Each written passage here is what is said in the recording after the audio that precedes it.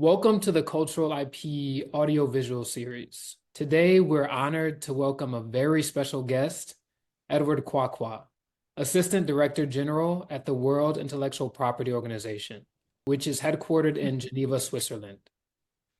Edward, who's kindly allowed me to call him by his first name, brings decades of experience in intellectual property and international legal affairs.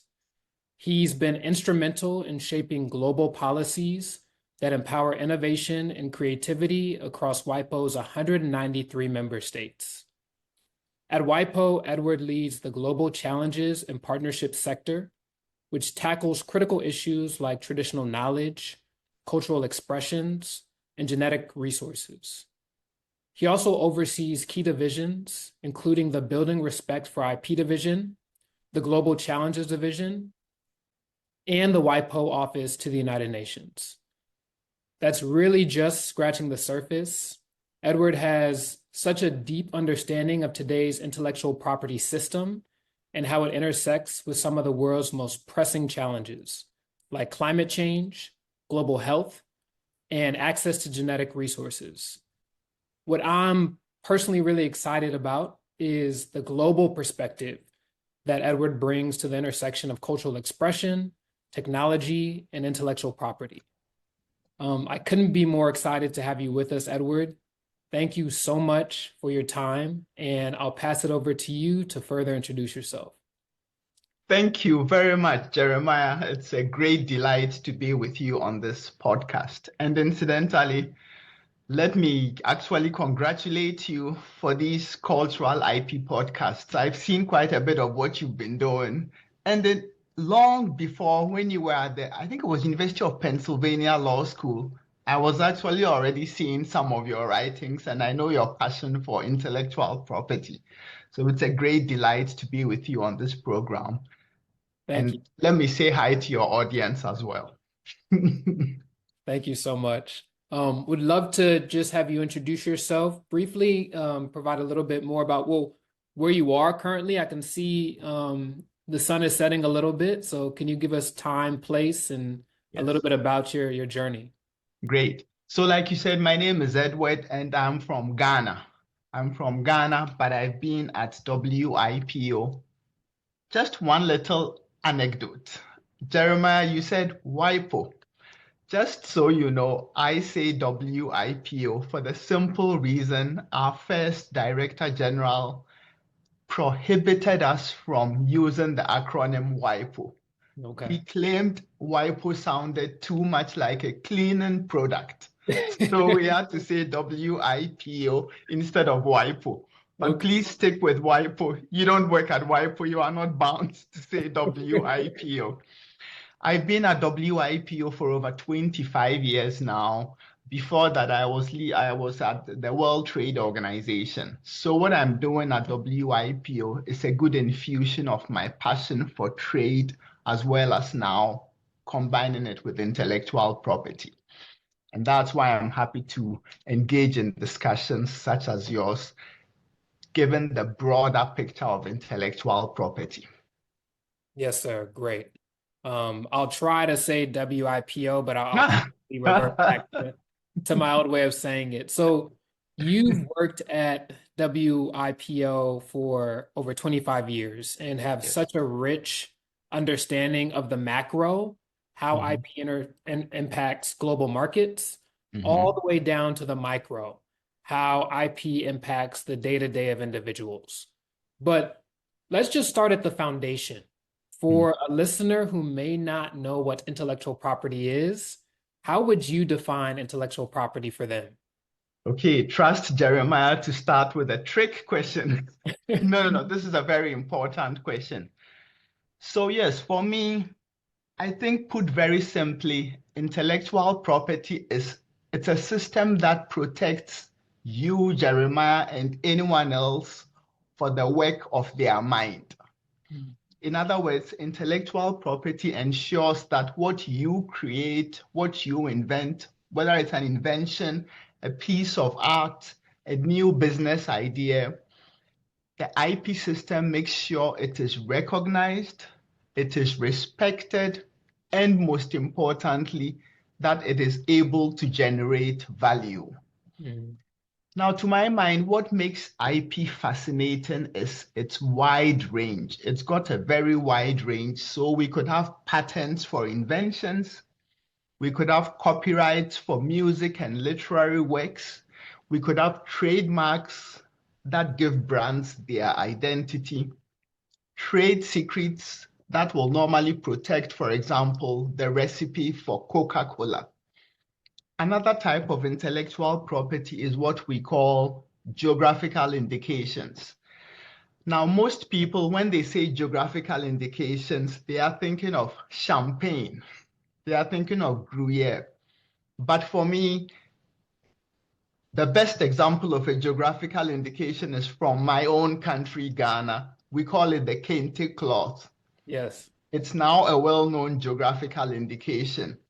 Or since I'm from Africa, I would give another example, the Penja pepper from Cameroon. These are geographical indications and they tie products to a place. Mm. So each type of intellectual property tells a story about creativity, a story about ownership, and thus it makes it one of the most dynamic areas of the law. Let me say from a legal perspective, and Jeremiah, I don't like to talk about IP from a legal perspective for the simple reason most people frown on IP because they think IP is only of interest to lawyers and engineers. Right. I believe IP is of great importance to the average person on the street.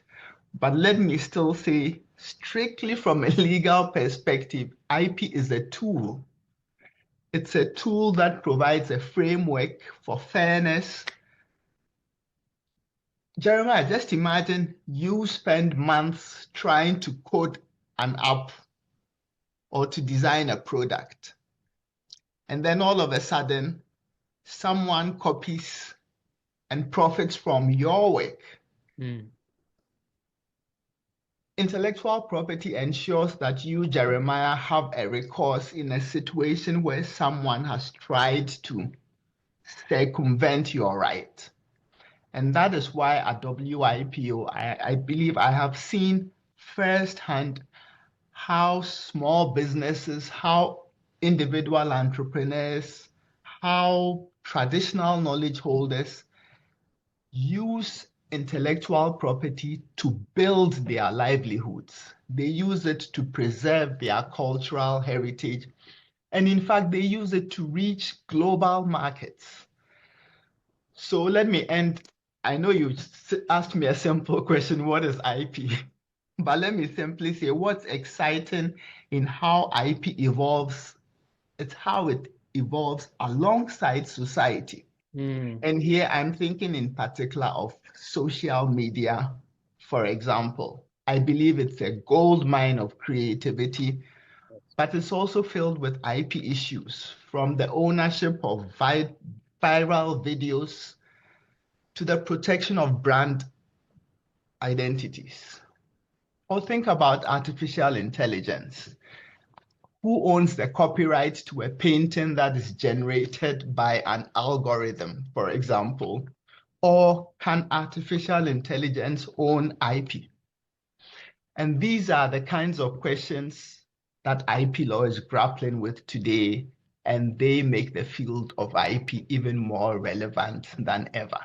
So in short, let me simply say, I see IP as a category of property that includes mostly intangible creations of the human intellect.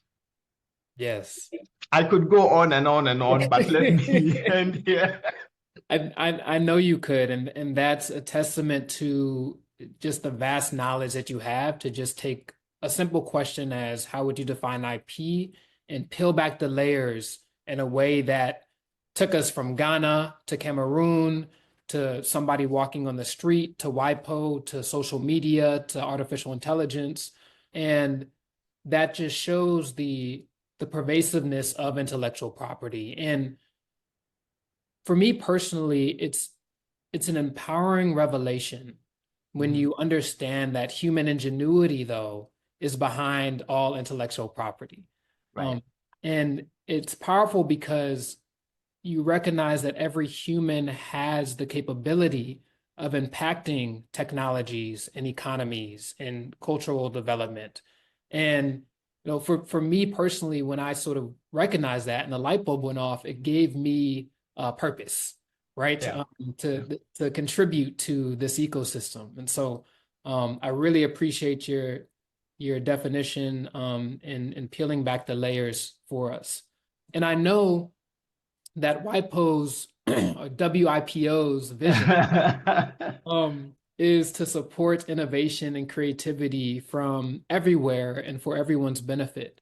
Right. So, from your perspective and your work, can you speak a little bit on how does WIPO work towards that vision every single day? Mm. So let me simply say, first of all, it's almost like you have encapsulated WIPO's current vision in the exact terms you used. Our current Director General started in 2020, and the first thing he said was, well, the intellectual property system should not necessarily be seen as something only of interest to the developed North. Mm, He said intellectual property is something that's important for all countries, including the global South. So his mantra, and he's convinced the rest of us in WIPO to make it our mantra, is to show how IP can be used as a force for good. And that's essentially what we are doing, disseminating the power of IP, whether in the field of climate change or in the field of global health or in the area of traditional knowledge. We are simply out to show intellectual property is something that plays an important part in our daily lives. And so we should embrace it. For me in particular, throughout my tenure at WIPO, and I said it's over 25 years now, I started as what we call an assistant legal counsel. And now I'm serving as assistant director general. I've had the privilege of witnessing the evolution of IP law through its normative development as well as through its practical application. mm, And that's the sense in which IP somehow it definitely intersects with my professional responsibilities at nearly every turn, mm, not only as a legal mechanism, but also as a tool that we can use for addressing critical global issues. I'll be explaining to you the various areas that are under my global challenges and partnerships sector. But let me simply say, over the years, I've played a role in the establishment of various landmark treaties. Now, Jeremiah, I know I may be going off tangent a bit of your question, okay, but please. I'm simply trying to show how the IP system has intersected with my profession as a lawyer. Yes. So, for example, I've played a role in the establishment of various landmark treaties that have expanded the IP landscape and specifically responded to emerging needs. And I can give you two quick examples. Last year, in May 2024, WIPO member states approved what we call the WIPO Treaty on Intellectual Property, Genetic Resources, and Associated Traditional Knowledge. Mhm. This treaty now sets global standards for the equitable sharing of benefits derived from genetic resources. This is not a treaty that existed anywhere in the world until last year. It ensures fairness for countries and communities whose natural resources and associated traditional knowledge are utilized in scientific research or in commercial applications. In fact, I believe, and maybe I'm biased in this, but I believe this new treaty is a game-changing treaty. It's game-changing because it effectively introduces or ensures what we call biopiracy is curbed. Biopiracy, as you know, is the misappropriation of genetic resources and traditional knowledge associated with the traditional resources. Yes. This new treaty now requires patent applicants to specifically disclose the origin or the source of any genetic resources or traditional knowledge used in their invention. So just to give a quick example, let's say there's a patent application for a new cosmetic, the development of which depended on the use of an oil obtained from a plant. Under this new treaty at WIPO, the country of origin or the source of the plant must be listed in the patent application. Mm. So clearly, this is the first time WIPO has come up. I'm joining you by saying WIPO so you don't feel alone. Has come up Thank with you. a treaty that expressly mentions indigenous peoples and local communities. It's also the first time we are trying to see how intellectual property law meshes with environmental law.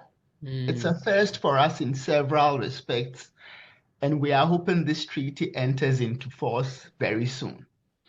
Another second quick example, again from last year, in November, WIPO's 193 member states adopted another treaty. This is two treaties in 1 year. And Yes. as you know, people say multilateralism is dead. That's not necessarily the case in WIPO. We adopted what we call the Riyadh Design Law Treaty. Design law Riyadh simply because it was in Saudi Arabia. So the name Riyadh is appended to the treaty. And this is a treaty that also streamlines and simplifies procedures for the registration of industrial designs. And thus it significantly reduces administrative burdens for creators and for entrepreneurs, particularly those from developing countries.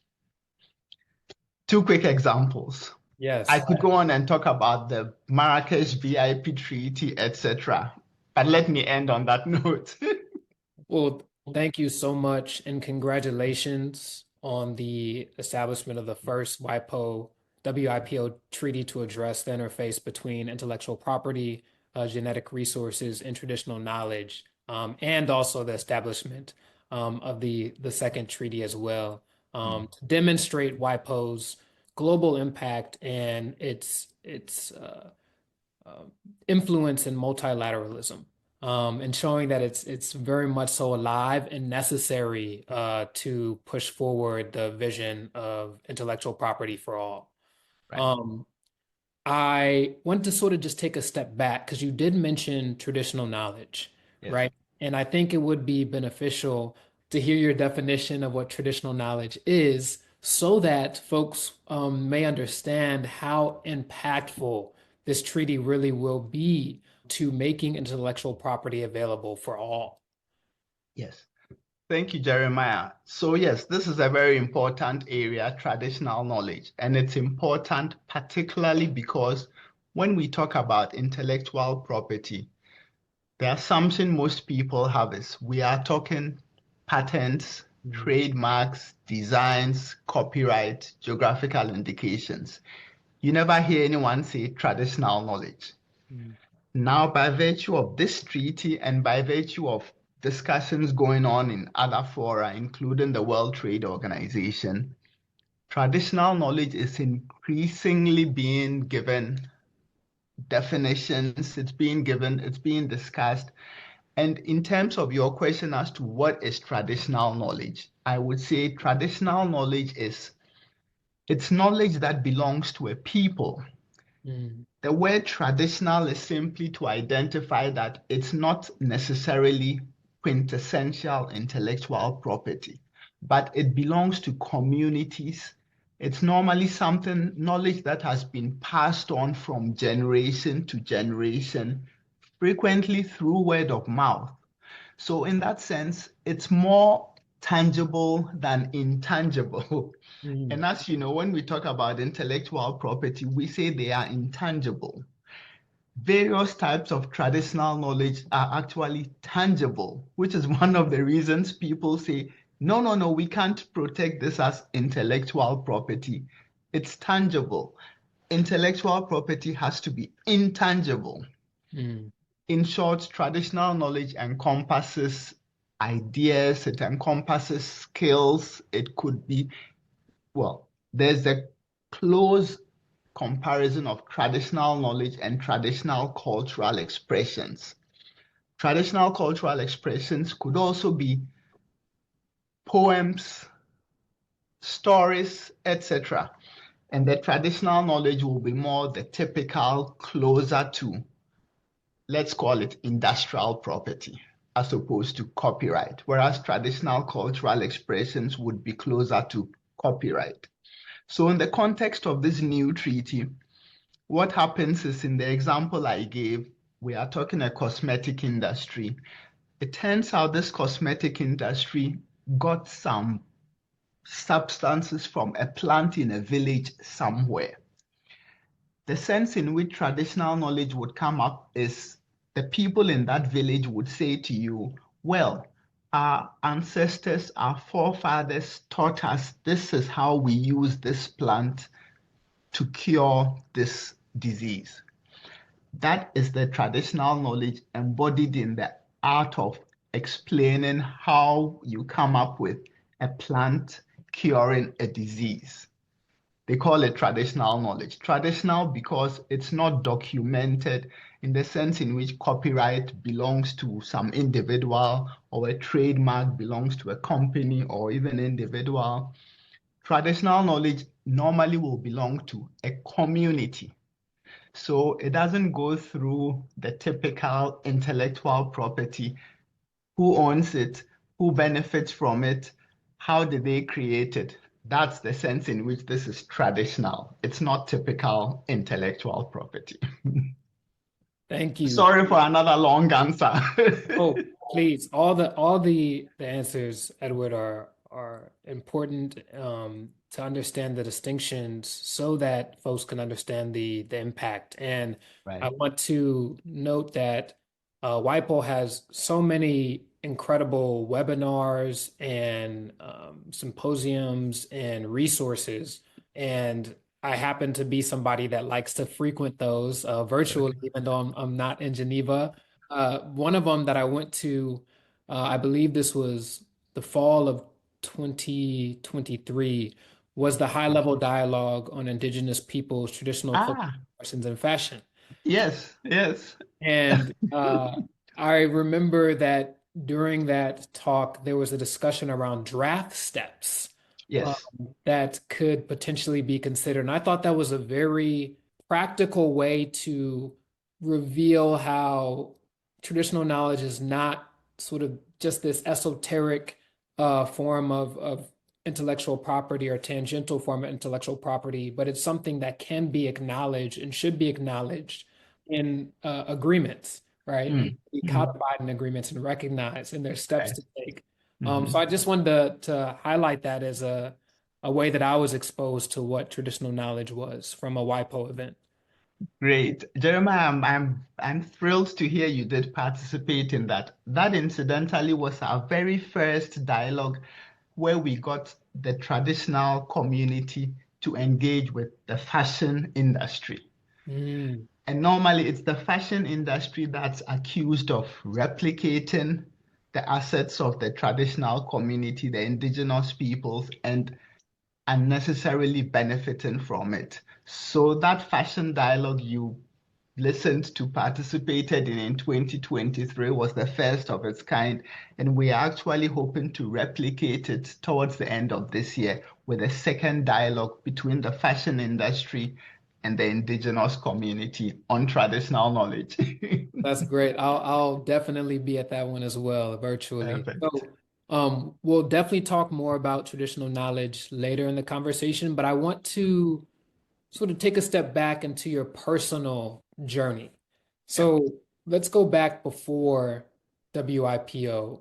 What got you excited about intellectual property as a professional field early in your career?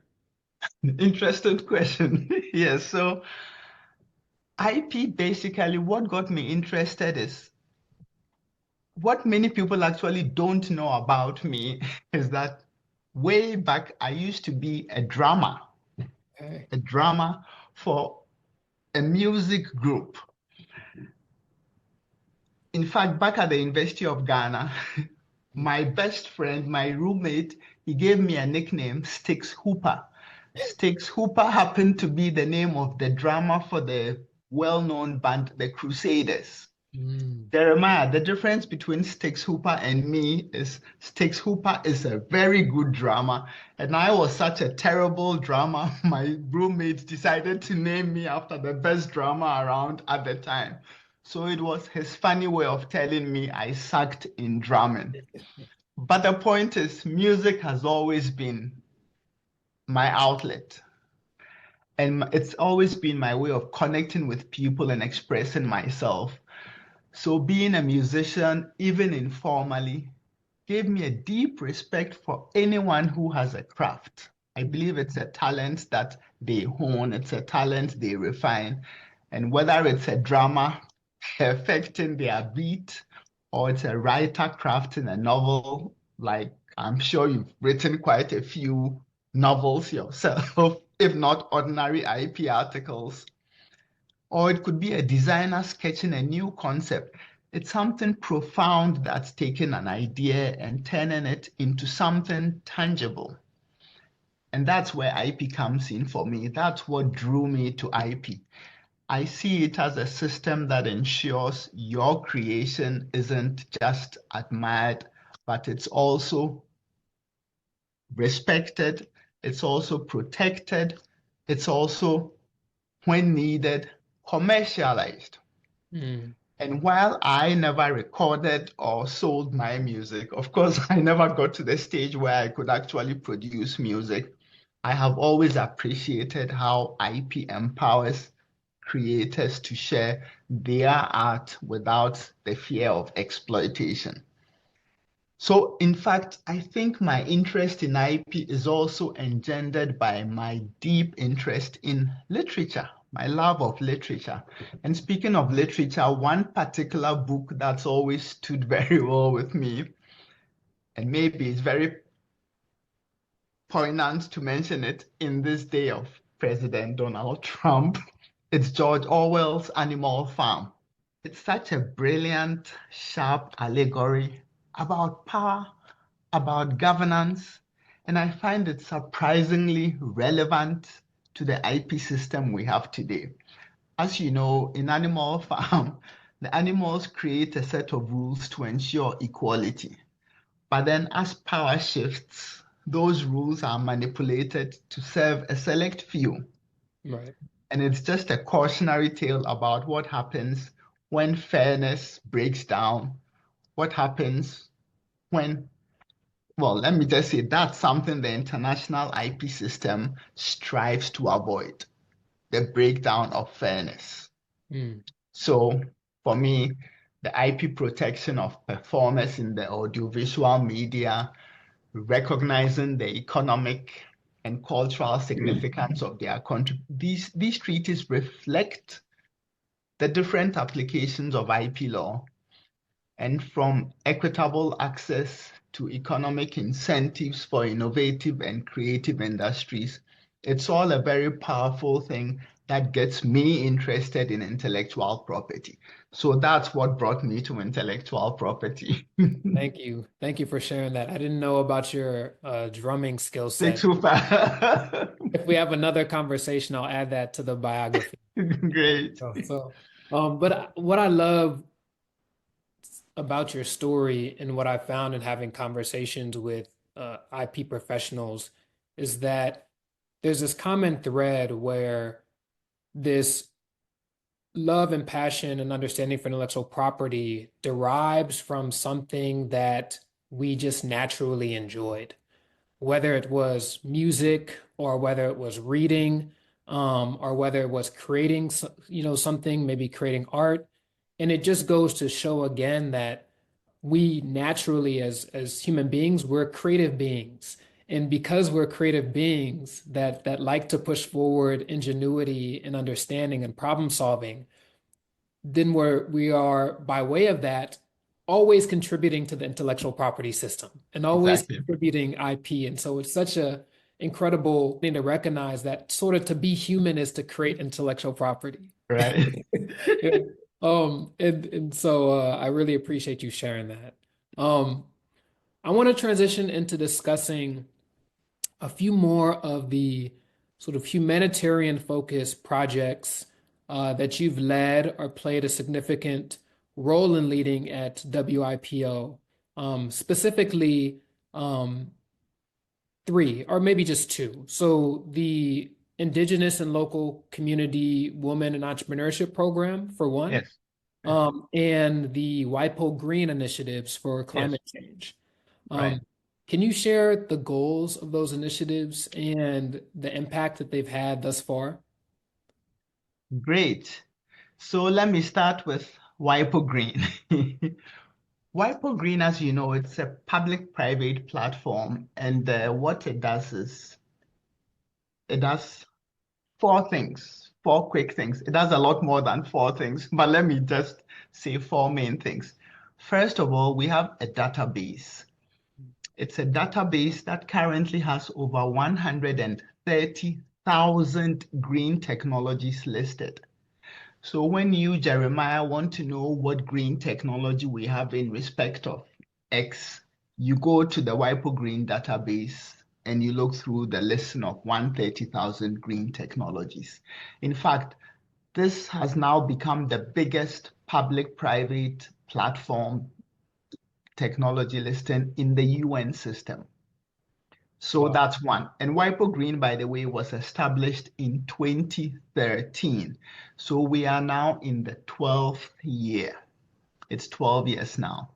I've mentioned the database. The second thing WIPO Green does is what we call acceleration projects. These are on the ground projects. We currently have them in 10 different countries. My only regret is that the 10 countries do not include one on my own continent, Africa. But as soon as I took over WIPO Green last year, the first thing I said to the team is we need to have an acceleration project in Africa.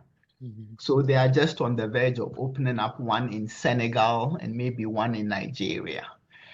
Currently, we have them in China, in Laos, in Tajikistan, in Chile, in Brazil, in India, in Indonesia.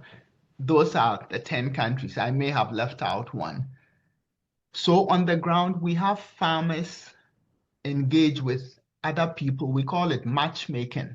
The Mm. idea is that people on the ground are able to use the intellectual property system, in this case, through green technologies, to improve their farming methods. The acceleration projects are therefore the third main thing we do. Fourthly, we have what we call a green technology book. This is a book we've published. It's become a flagship publication for WIPO, and we have published it 3 volumes so far. The first one was launched in Sharm el-Sheikh in Egypt at COP27. That deals with climate change mitigation. The second green technology book is on climate change adaptation, and that was launched at COP28. I'm forgetting the numbers now. COP28 in Dubai, United Arab Republic. The third green technology book was just a few months ago launched in Baku, Azerbaijan, and that deals with energy solutions for climate change. So these are the flagship publications we've been doing. Again, I've tasked my team to make sure one of the future green technology books deals with Africa as an overall topic, because I really want to bring the continent into the climate change discussion. So with these 4 different projects, what WIPO Green is doing is just trying to show how we can use the intellectual property system to improve the fight against climate change, how we can use the intellectual property system to improve our own habitats, to improve our own environment. And that's the essence of WIPO Green. Incidentally, last year at the UN Sustainable Development Goals Summit, the UN, this was ITU and UNDP, they jointly awarded WIPO Green, they called it a game-changing program that helps fight climate change. So WIPO Green is happy to already be receiving recognition, not just by the UN, but also by the international community. And that's WIPO Green. The Women Entrepreneurships Program. First of all, Jeremiah, when I talked about the IP system, the IP system is great, but one of its disadvantages, or should I say one of its shortcomings, is the fact that traditionally women have been overpassed, women have been undermined, they've been ignored, and they've stayed out of the IP discussions. So I'm happy to announce in WIPO now, the DG decided we need to make sure we are including women in the discussion. It's not just women, it's also youth, it's also small and medium-sized enterprises. And that's how this idea of the Women's Entrepreneurship Program came up. First of all, to give more voice to women because they are vital in discussions in intellectual property, but also they are mostly taking place in the developing countries. So as you may have noticed, most of the women entrepreneurship programs so far are in Latin America. We have a few Africans also involved, but they started in Latin American countries. And what they do is we bring them here to Geneva. They come and spend 2 weeks. They go through deep training for various things, and they go back to their communities at home and they go and share this knowledge with them. They are able to use what they learn, including they start branding their own products. So they're actually using the intellectual property system to enhance their productivity. That's the essence of the Women's Entrepreneurship Program. And I'm glad a lot of it has been done by the Traditional Knowledge Division, which is in my sector. So, Jeremiah, you happen to be a lot better informed than the average non-WIPO staff member, because I'm surprised you already know about all these projects that WIPO is working on. Well, there's so many resources, and there's so many initiatives that WIPO is pushing forward, and I think that it is a small part of the work that I'm doing in cultural IP is to raise the awareness that these resources are out there, so that innovators, creatives, people that are just trying to make a living through their art, for us to safeguard it, enforce it, and commercialize it, and leave a legacy. So. I have been a beneficiary of going to a lot of these virtual events and using these resources. So I hope that the listeners will as well. So thank you for sharing that. Great, great. Transitioning to family life and IP. I first must acknowledge your daughter, Afia, who is a friend and a fellow Brown alum. I know she's way too busy to be listening to this. But I want to give her a shout out. And so you grew up in Ghana, such a beautiful country. You know, my dad is Igbo, but my mom can actually trace her roots back to the Ashanti tribe in Ghana. Very good. And we were able to travel to Accra in 2019. It was truly amazing. Wonderful. And you know, it's a country vibrant with traditions and customs and art, music, food and dance that goes back centuries, right? And it's also an ethnically diverse nation with over 100 ethnic groups.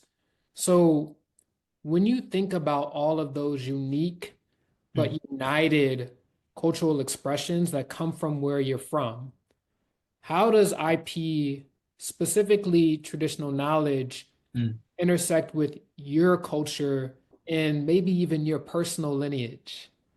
Okay, great, great. Actually, Jeremiah, yes, now that you mentioned, yes, Yes, you are a Brown alum. And I remember this is over 10 years ago when you were at Brown with Efia. So, yes. So, not too long ago when your name came out, I said, oh, so this is the Jeremiah you were talking about in Brown long ago. But of course, you Brown alums go on and do great things. So, congrats to both you and Efia for what you are doing. Now, let me just say, as the father of four children, well, I should no longer call them children. They've all grown up. So, in fact, all of whom have completed university and are now thriving in their respective career paths. I have always found creative ways to try and bring intellectual property into our family conversations. Mm. Sometimes to the great amusement of these four, and at other times to their mild annoyance. I know they hate hearing me talk so much about intellectual property, but when they were younger, I used to give them crash courses on all aspects of intellectual property. And I would ask them to present it in the presence of each other. Mm. One of those topics invariably would be in intellectual property. And I remember watching them trying to explain patents, trademarks, copyrights. They normally would do this with a mix of enthusiasm, but mostly exasperation. So I always thought it was fun, and I liked to think it was formative for them. Mm. Those early lessons, I believe, did plant seeds. And today I'm proud to see how my kids respect and value creativity in their own careers, whether it's building brands or practicing law, managing projects, or even making music. Mm. Jeremiah, I should say, this is not just my immediate family. My extended family also plays a big role in my life in the sense in which it brings our traditional knowledge also into my professional life. Mm. And in this respect, let me especially mention my mother. She lives in Ghana, and she brought us up with a tradition where she would normally sit on our veranda with a glass, well, sometimes a bottle, not a glass, of good red wine. She loves red wine, and she calls it cardio. Cardio to symbolize it's good for the heart, so everyone must be drinking red wine. Mm. And then at these sessions where she's on the veranda and she's got her wine with her, we would discuss everything from history to current events. Mm. These are conversations that were rich in storytelling, and in many ways, they remind me of the essence of IP. Mm. Each story she told would have a piece of our family's intangible heritage, Mm. valuable, unique, and deeply rooted in tradition. Mm. So this was part of my IP journey without realizing at the time. And it's clearly a reminder that IP is also about protecting the knowledge, the culture, and the expressions that define who we are. Definitely. Ultimately, whether it was through those lively lectures that I gave my children and my wife, or it was through the veranda talks with my mother, IP has always been a part of how we connect as a family. So I should say, even though I've been talking about traditional knowledge as if it belongs to people in different communities, I think my family also does have some traditional knowledge we can talk about, and that's a different story. Yes. So, yes, that's how intellectual property has woven into my personal life. And Yes. of course, it's not just at that level, but it's also even when I talk about the way with IP has changed content. Mm. I mean, you take the music streaming platform like Spotify. Mm.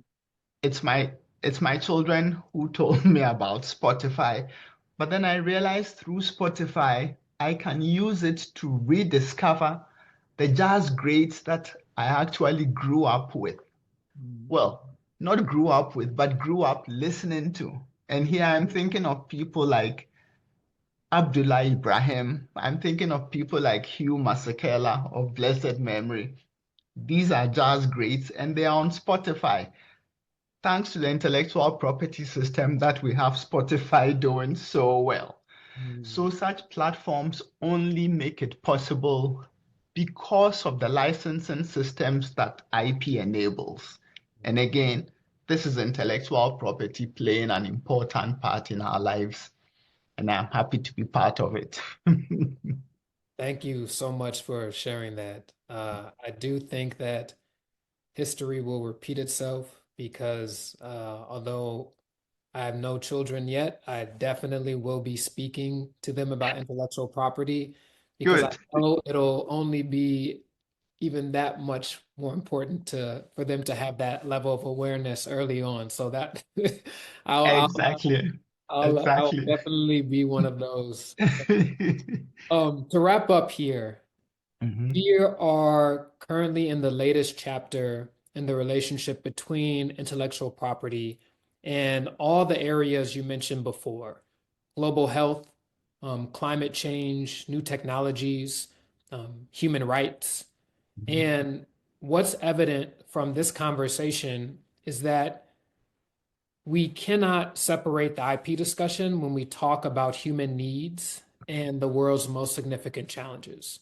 mhm, And I know one thing that you work towards every single day is how do we ensure that we raise awareness and make the full utility of intellectual property apparent to those who have historically been underserved by the global IP ecosystem.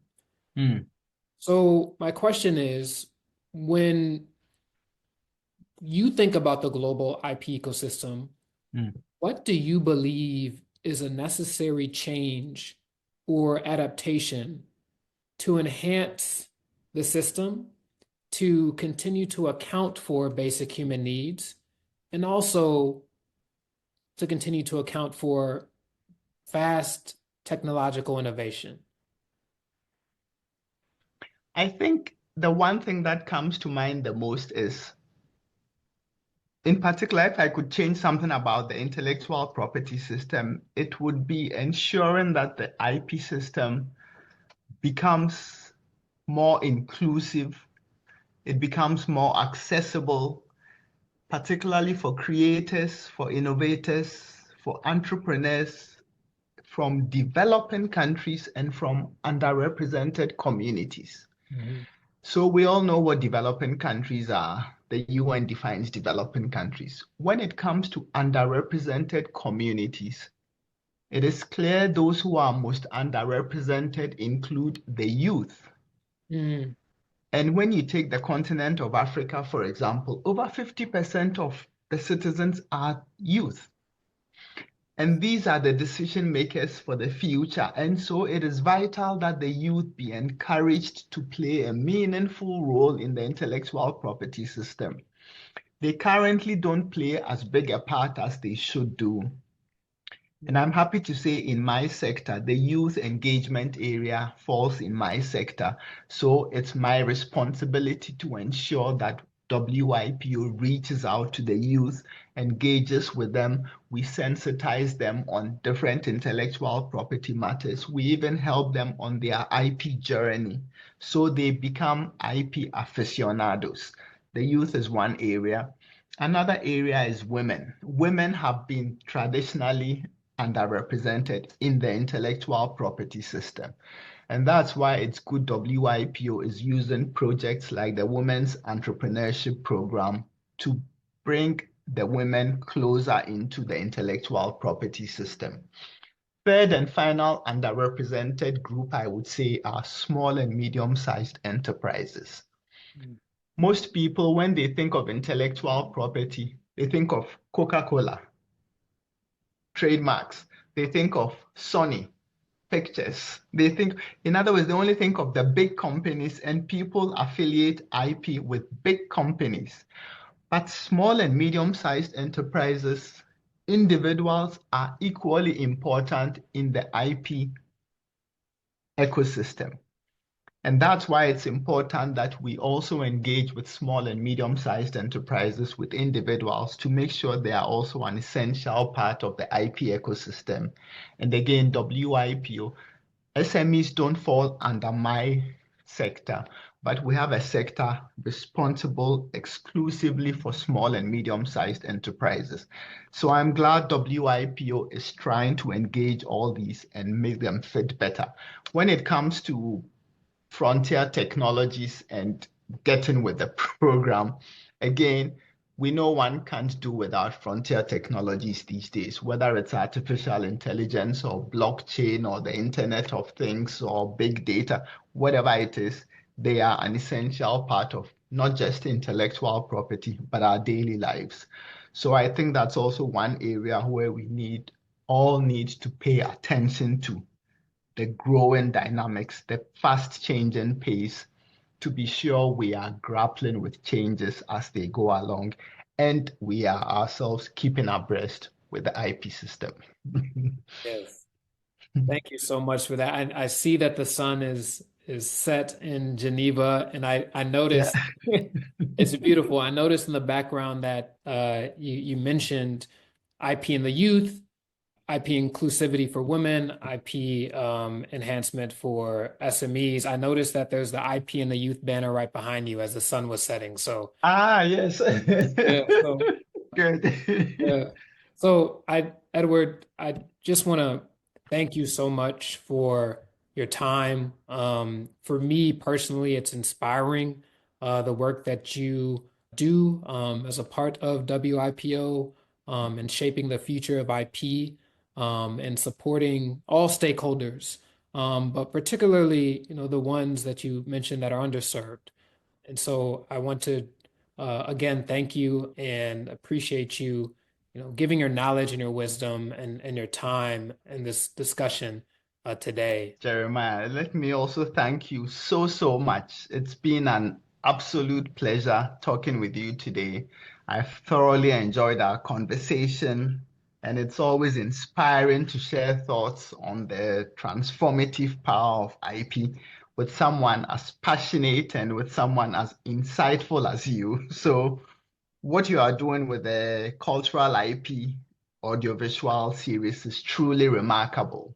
And by bringing these conversations to life, you are sharing knowledge, you are leaving behind a virtual legacy and one that will inspire and inform creators, innovators, and entrepreneurs for years to come.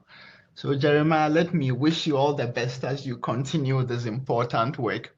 I very much hope we can have another go at it. Anytime you are ready, please count on me. And I look forward to seeing how cultural IP evolves and grows. The world of IP definitely needs voices like yours. And I'm honored to have been part of this journey. So thank you again. That means a lot. Thank you very Thank you. much. I appreciate it.